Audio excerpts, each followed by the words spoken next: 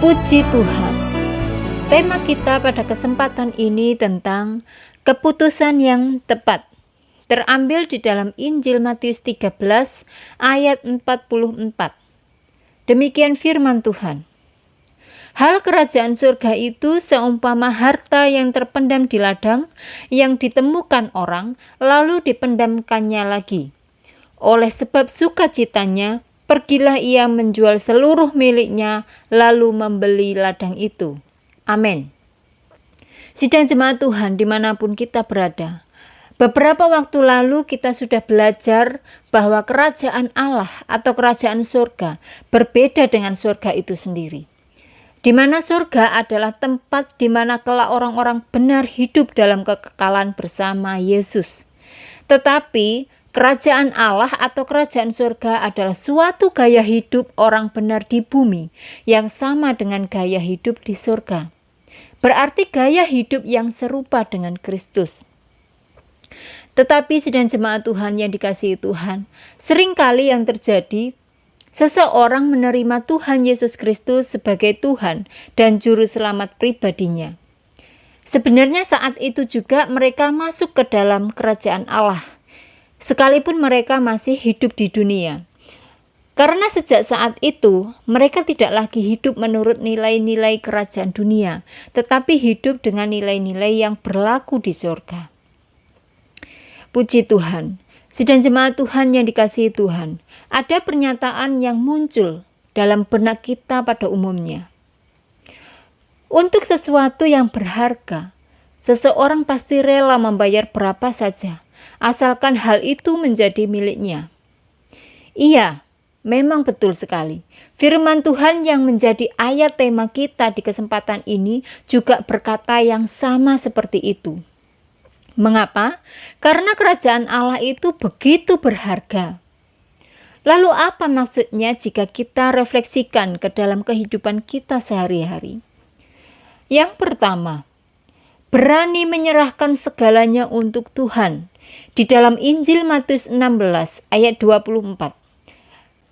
Lalu Yesus berkata kepada murid-muridnya, "Setiap orang yang mau mengikut aku, ia harus menyangkal dirinya, memikul salibnya, dan mengikut aku." Amin. Jadi setiap kita yang menerima Tuhan Yesus Kristus, maka kita haruslah menyangkal diri. Maksudnya berkata tidak terhadap keinginan-keinginan pribadi.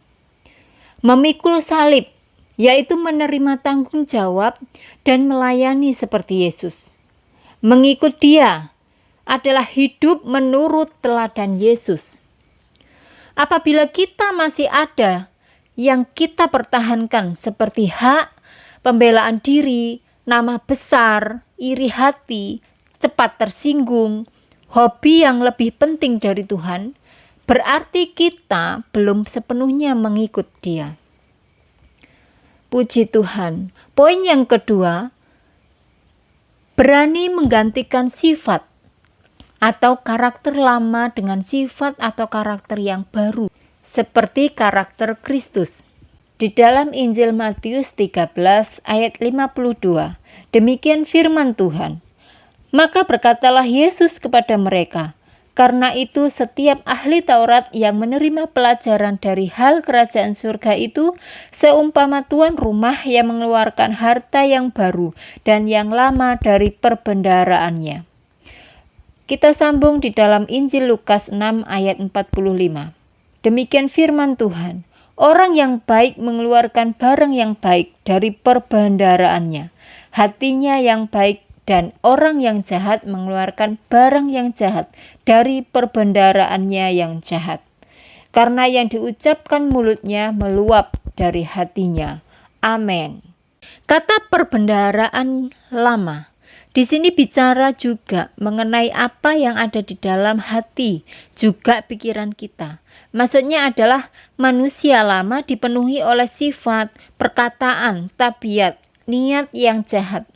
Karena manusia lama adalah manusia yang hidup menurut daging. Di dalam Galatia 5 ayat 19-21, demikian firman Tuhan. "Perbuatan daging telah nyata, yaitu percabulan, kecemaran, hawa nafsu, penyembahan berhala, sihir, perseteruan, perselisihan, iri hati, amarah, kepentingan diri sendiri, percideraan, roh pemecah, kedengkian, kemabukan, pesta pora, dan sebagainya. Terhadap semuanya itu, kuperingatkan kamu seperti yang telah kubuat dahulu, bahwa barang siapa melakukan hal-hal yang demikian, ia tidak akan mendapat bagian dalam kerajaan Allah. Amin. Tetapi manusia baru adalah hidup menurut buah roh. Di dalam Galatia 5 ayat 22 sampai 23, demikian firman Tuhan. Tetapi buah roh ialah kasih, sukacita, damai sejahtera, kesabaran, kemurahan, kebaikan, kesetiaan, kelemah lembutan, penguasaan diri. Tidak ada hukum yang menentang hal itu. Sidang jemaat Tuhan yang dikasihi Tuhan, mengganti perbendaharaan lama bukanlah pekerjaan sulap. Sekali doa langsung berubah. Atau mungkin sudah ikut KKR, sudah ikut komsel, sudah ikut persekutuan, sudah ikut ibadah dan rajin, langsung bisa berubah. Bukan itu maksudnya. Mengganti perbendaharaan lama merupakan suatu proses lewat ujian-ujian, masalah-masalah, dan tekanan di dalam hidup kita. Ini berlaku untuk semua orang. Bahkan seorang ahli Taurat pun, orang yang mungkin sudah tahu banyak firman, ia harus mengganti sendiri perbendaharaannya atau sifat lamanya dengan yang baru. Puji Tuhan. Sidang jemaat Tuhan, supaya kita dapat mengambil keputusan yang tepat sesuai tema kita pada kesempatan ini.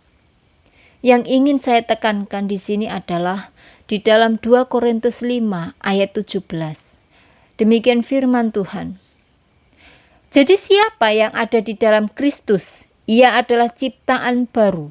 Yang lama sudah berlalu, sesungguhnya yang baru sudah datang.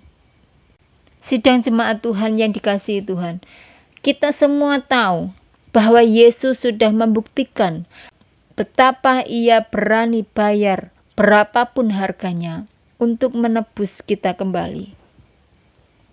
Kini bagian kita menunjukkan kasih kita kepadanya.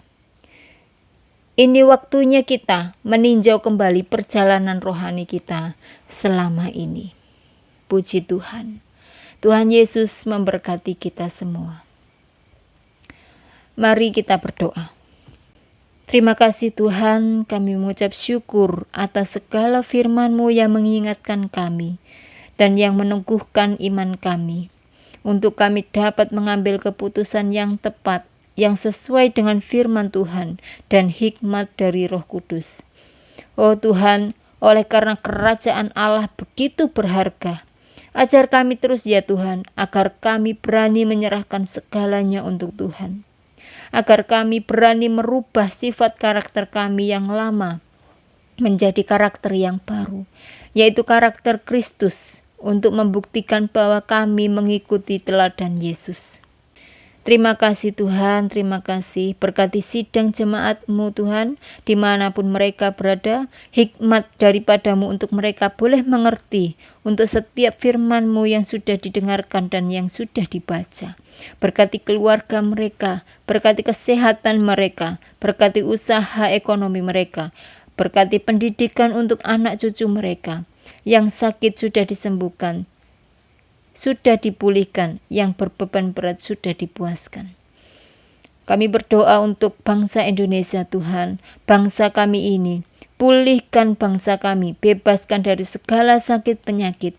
Nyatakan mujizat-Mu Tuhan untuk bangsa kami.